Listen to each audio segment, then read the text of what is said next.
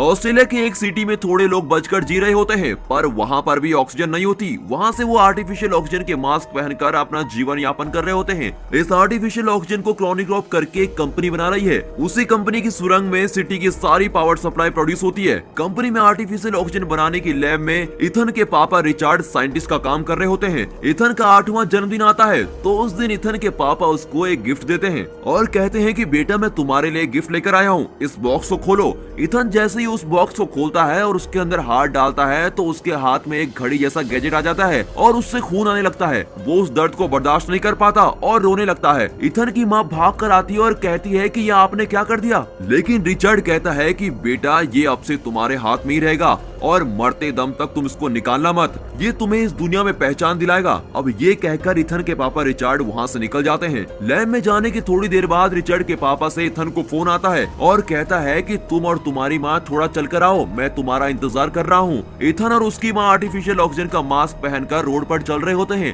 तभी कुछ लोग इथन की माँ को शूट कर देते हैं और उसको जान से मार देते हैं। उसका मास्क और इथन का मास्क निकाल कर वहाँ से चले जाते हैं। अब इथन पापा पापा करके पुकार रहा होता है कि पापा बचाने के लिए आएंगे, लेकिन वो आता ही नहीं। तभी जूडो करके एक आदमी आता है जो कि आर्टिफिशियल ऑक्सीजन का मास्क देकर उसको वहाँ से बचाकर ले जाता है और उसको अपने साथ पालने लगता है। इथन के पापा रिचर्ड के काम करने वाली क्रोनिकॉप कंपनी में वो एक इलेक्ट्रिसिटी डिपार्टमेंट में काम कर रहा होता है। अचानक एक दिन वहाँ पर पावर प्रॉब्लम आती है और उसको रिलोड करने के लिए इथन बहुत ट्राई करता है। तभी अलर्ट आता है कि अगर 30 सेकंड में उसको ठीक नहीं किया गया तो एक बहुत बड़ा बॉम्ब ब्लास्ट होगा। इथन कैसे भी करके उसको ठीक कर देता है। ऐसी पावर प्रॉब्लम ठीक करने में इथन बहुत ही माहिर हो जाता है। उसके बाद ड्यूटी खत्म करके सारे वर्कर्स लाइन में खड़े हो जाते हैं। फिर उनकी आंखों को स्कैन कर रहे होते हैं। उसके लिए वो मास्क निकालते हैं और मास्क निकालते वक्त उस वर्कर्स में से एक खून की उल्टी कर रहा होता है। ये आर्टिफिशियल ऑक्सीजन सबको सूट नहीं करता और इसी की वजह से बहुत लोगों को ऑक्सीजन सिकनेस हो जाता है, जिसके शिकार होकर वो थोड़े दिनों में ही मर जाते हैं। तभी दिखाते हैं कि एक सिख आदमी अपने आप को आग लगाकर जला रहा होता है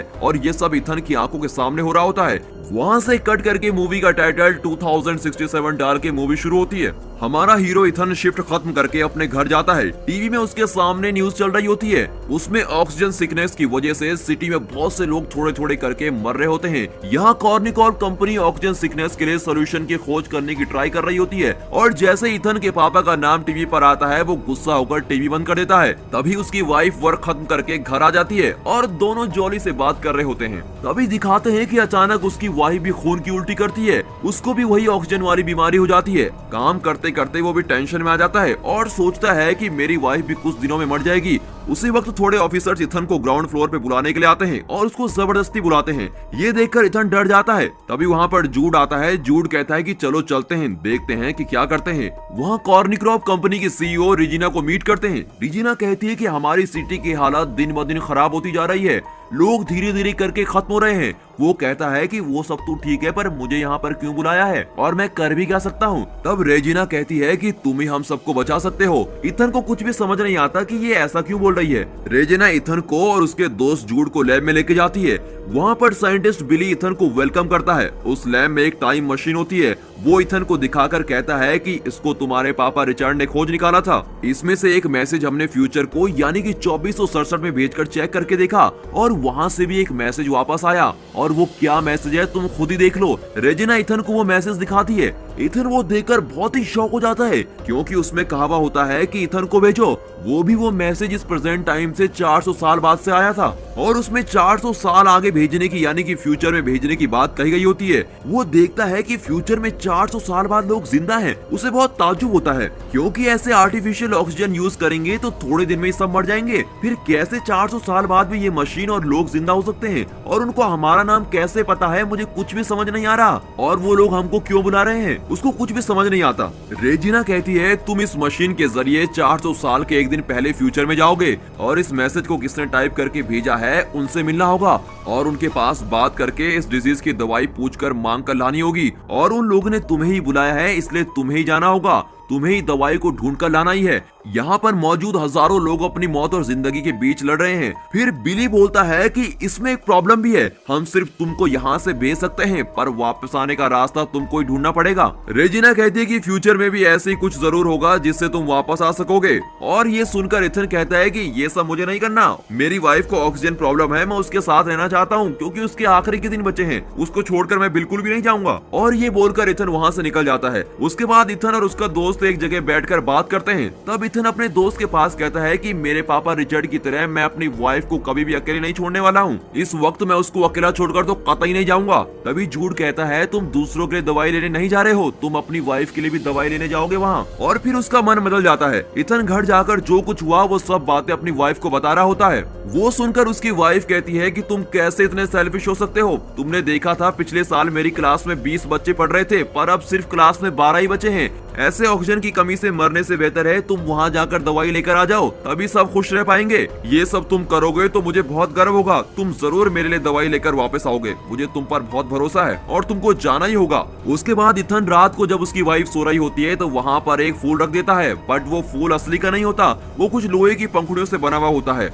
उसमें उसने लिखा हुआ होता है आई विल बी बैक, और ये लिखकर वहाँ से निकल जाता है। अब आपको तो पता ही होगा कि ये लोहे का फूल क्यों है, क्योंकि वहाँ पर पेड़ पौधे तो है नहीं, तो असली का फूल कहाँ से आएगा। लेकिन जब वो जा रहा होता है तो उसकी वाइफ सोई नहीं होती, वो सिर्फ सोने की एक्टिंग कर रही होती है और वो इथन को पता नहीं चलने देती कि वो उसको देख रही है। अब इथन कॉर्निक्रॉप कंपनी के लैब में पहुंच जाता है, वहाँ रेजिना उसका वेट कर रही होती है। इथन उसके पास कहता है कि उस दवाई का एक ड्रॉप भी मिलेगा तो मैं उसको पहले अपनी वाइफ को ही दूंगा, अगर तुम ये बात मानती हो मैं तभी वहाँ जाऊंगा। ठीक है करके रेजिना भी एक्सेप्ट कर देती है। अब वो टाइम ट्रेवल का सूट पहनकर उस मशीन में रेडी होकर बैठता है। तभी साइंटिस्ट बिली इथन को एक छोटा सा गैजेट देता है और कहता है कि ये आयरन मैन पिक्चर में आने वाला जार्विस की तरह एडवांस रोबोट है, ये तुम्हारी एक एक मूवमेंट को रिकॉर्ड करेगा और तुम्हें सारी चीजें बताएगा। जूड भी उसको बाय करके भेज देता है। अब मशीन ऑन हो जाती है, उसमें काउंटडाउन शुरू होता है और 0 के आते ही इथन के बदन पर बहुत सारे रेडियंस पास होते हैं और बहुत ही स्पीड से टाइम ट्रेवल करके फ्यूचर में जाकर वहाँ एक जंगल में लैंड होता है। लैंड होते वक्त बेहोश होकर गिर जाता है। आंखें खोलकर देखता है तो उसका सूट जल रहा होता है। वो उसको गौर करता है, वो उठकर उसको बुझाने की कोशिश करता है पर वो आग और जल रही होती है, तो वो उस सूट को निकाल कर फेंक देता है।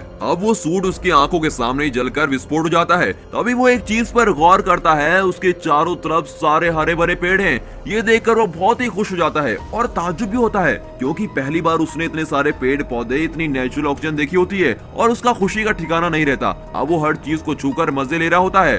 दोस्तों, ऐसा सब हमारे साथ तो नहीं हो सकता, पर एक गेम के लिए पूछता हूँ, पेड़ पौधों के बिना आप इस दुनिया में कैसे सरवाइव करोगे? और क्या आपने कभी कोई पौधा लगाया है? अगर लगाया है तो कमेंट में जरूर बताना, और नहीं लगाया है तो प्लीज अब से लगाना शुरू कर दीजिए, क्योंकि आप जानते हैं ना, पेड़ है तो हम हैं। खैर, चलिए वापस मूवी में आते हैं। अब वो उस गैजेट की मदद से रूट को फॉलो कर रहा होता है। वो जा रहा होता है, तभी वहाँ पर एक आदमी का कंकाल पड़ा हुआ है और उसको देखकर वो डर जाता है। उसके कॉलर पर देखता है तो इथन वाइट करके लिखा हुआ है।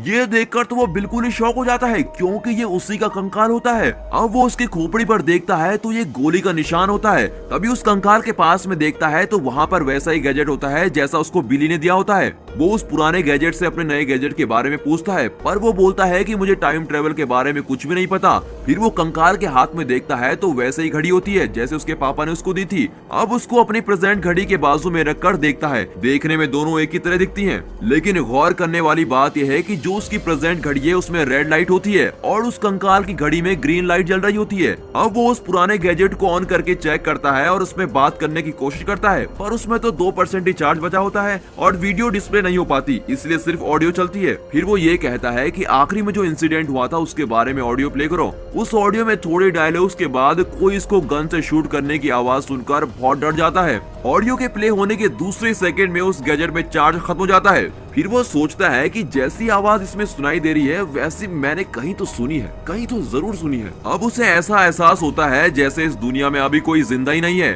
थोड़ा थोड़ा अंधेरा होने के बाद वो प्रेजेंट वाले गैजेट की मदद के साथ आग जलाकर उसके बाजू में बैठ जाता है। फिर वो कुछ फल वगैरह ढूंढ कर खाता है। उसके खाने के थोड़ी देर बाद जोर से बिजली चमकती है और बारिश शुरू हो जाती है। तभी देखते हैं कि दूर से कुछ रोशनी नजदीक आ रही है। उसके बाद एक आदमी उसके नजदीक आ रहा होता है। उसको देखकर ये सोचता है कि कहीं ये वही आदमी तो नहीं आदमी जिसने मुझे मारा था, और वो डर कर भागने की कोशिश करता है, पर वो बेहोश होकर गिर जाता है क्योंकि उस फल में जहर होता है। आया हुआ आदमी उसके हार्ट पे एक इंजेक्शन लगाता है। थोड़ी देर बाद आंख खुलने पर उस आदमी के नजदीक आने पर ही पता चलता है कि वो उसका दोस्त जूड है। तब जूड कहता है कि तुमने वो जहरीला फल खाया, इसलिए मैं तुमको बचाने के लिए यहाँ आ गया हूँ। तुम अपनी जान के लिए लड़ रहे थे, जिसको हमने गैजेट के जरिए देख लिया था। तुम्हें बचाने और तुम्हारा साथ देने के लिए मैं भी आ गया हूँ। दूसरे दिन सुबह हो जाती है। फिर इथन जूड को भी वही कंकाल दिखाता है जो उसने देखा था, और ये देखकर जूड भी बहुत आश्चर्यचकित हो जाता है। उसके बाद दोनों जल्दी जल्दी दवाई ढूंढने की कोशिश कर रहे होते हैं और कहते हैं कि हमें जल्दी वापस भी जाना है। फिर वो अपने गैजेट से हेल्प मांगते हैं। वो उसको नया रूट दिखाता है। उसको फॉलो करते जाते वक्त वहाँ पर एक दरवाजा दिखता है। सिर्फ इथन उस दरवाजे के पास जाकर खड़ा हो जाता है। जूड एक पेड़ के पीछे छुपकर बैठ जाता है। तभी उस डोर से एक इंस्ट्रूमेंट निकलकर बाहर आता है और इथन की आंखों को स्कैन कर रहा होता है, और दूसरे ही सेकंड वो डोर खुल जाता है। दोनों अंदर जाते हैं। अंदर बहुत ही अंधेरा है, और थोड़ी दूर चलने के बाद एक सिस्टम को देखते हैं। उसमें वेलकम इथन करके एक मैसेज डिस्प्ले होता है। तभी मशीन में आता है कि डीएनए को एनालाइज करना होगा। वो जैसे ही सिस्टम के आगे हाथ दिखाता है, उसके हाथ में जो घड़ी होती है वो अपने आप उसका खून निकालती है। वो दर्द के कारण तड़प रहा होता है। कुछ ही सेकंड में इसकी घड़ी की लाइट रेड से ग्रीन हो जाती है। फिर ये लोग समझ जाते हैं कि हम कॉर्निक्रॉप कंपनी में ही हैं। उस सिस्टम में इथन आखिरी में जो इंसिडेंट हुआ था उसको डिस्प्ले करने के लिए कहता है। उस डिस्प्ले में इथन के 8वें जन्मदिन के समय रिचर्ड उसको वो घड़ी जब पहनाता है, उससे पहले के लैब में होने वाले इंसिडेंट को वो दिखा रहा होता है। रिचर्ड टाइम मशीन के जरिए एक मैसेज फ्यूचर को सेंड करता है।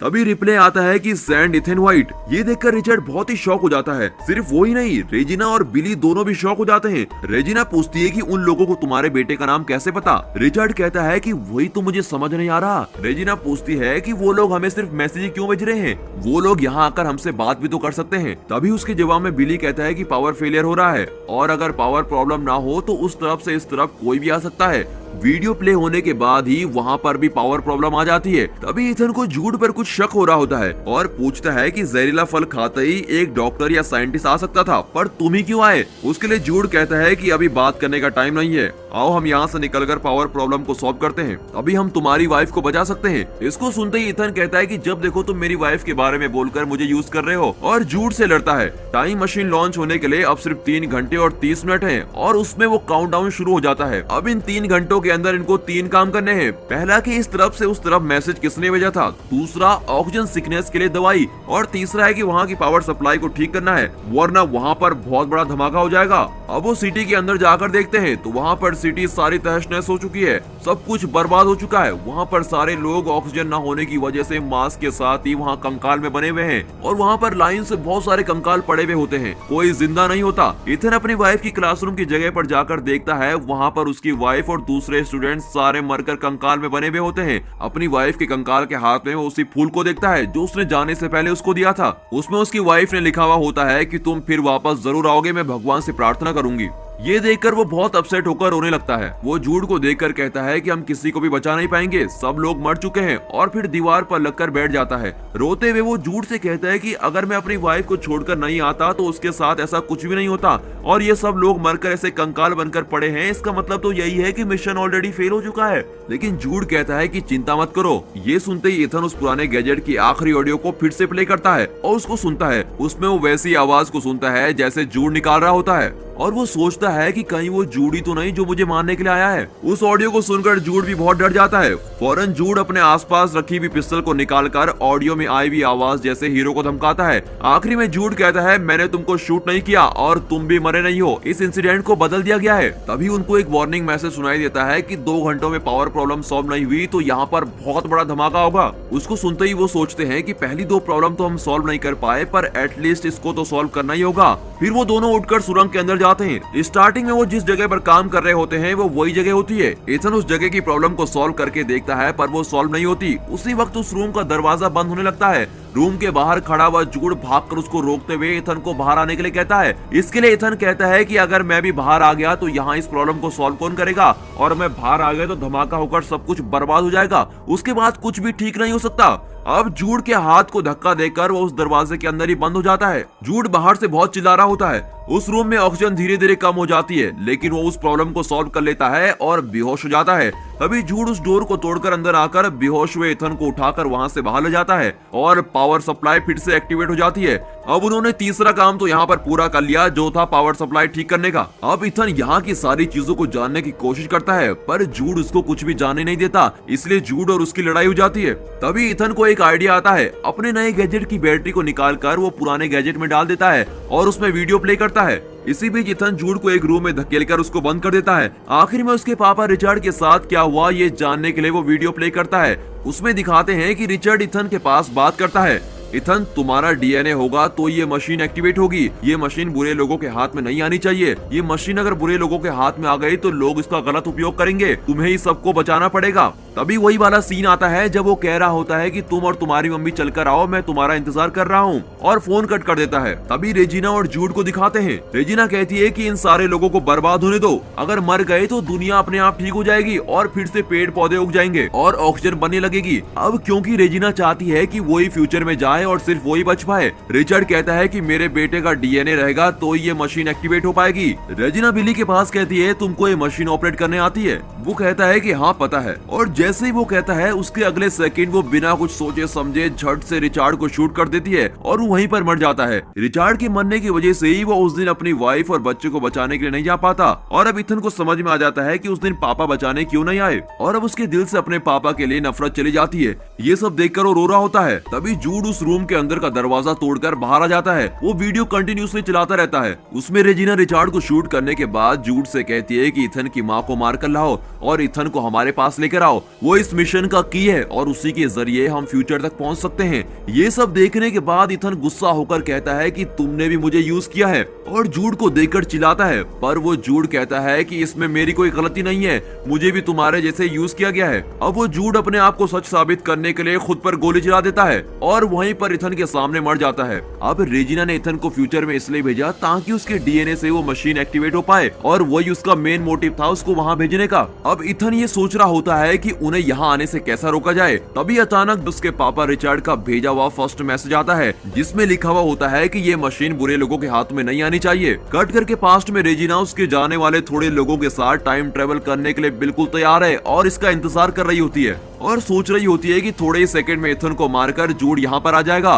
और जैसे ही वो आएगा हम उसको भी मार देंगे और यहाँ से फिर हम फ्यूचर में चले जाएंगे। थोड़ी देर में मशीन में काउंटडाउन शुरू होता है और जैसे ही 0 आता है वो सब खुश हो जाते हैं और सोचते हैं कि जैसे ही वो आएगा खट से शूट कर देंगे, लेकिन वो सब ये देखकर शॉक हो जाते हैं क्योंकि उस मशीन में बहुत सारे पेड़ पौधे आ रहे होते हैं और उसी के साथ वो मशीन शट डाउन हो जाती है। कट करके दिखाते हैं कि इथन ने मशीन को बंद कर दिया है और उसको देखकर रेजिना चीखकर बहुत जोर से चिल्लाती है। उन पेड़ पौधों के साथ रेजिना के रिचार्ड को भी शूट करने वाली वीडियो भी है और उसी के साथ उसने अपनी वाइफ के लिए गिफ्ट भी भेजा है। तभी एक एनोनिमस रेडिएशन के जरिए इंफॉर्मेशन मिलने की वजह से पुलिस कॉर्निक्रॉप में छाप मारती है। सारे पेड़ पौधों को लेकर रेजिना को भी गिरफ्तार कर लिया जाता है। इन पेड़ पौधों के साथ वो लोग नए पेड़ पौधे उगा रहे होते हैं और यहाँ पर दूसरा काम खत्म होता है और सभी लोग सोच रहे होते हैं कि भगवान ने उनके लिए पेड़ पौधे भेज दिए हैं। ये सब कुछ न्यूज में चल रहा होता है। उसकी वाइफ ये देखकर बहुत खुश हो जाती है और सोचती है कि ये इथन का काम ही है और वो समझ जाती है कि मेरे पति इथन ने किया है।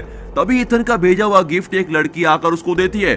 उसको ओपन करके देखती है तो उसके अंदर असली का फूल होता है। उसको देखकर वो बहुत खुश हो जाती है और उसकी आंखों में आंसू आ जाते हैं। अब फ्यूचर में रह रहे इथन को दिखाते हैं। अब वो भागकर जाके सिटी को देखता है। वहाँ पर भी बहुत सारे लोग जिंदा हैं और सारी सिटी में हरे भरे पेड़ पौधे हैं और वहाँ पर बहुत खुश रहता है। और यहाँ पर ये मूवी खत्म होती है।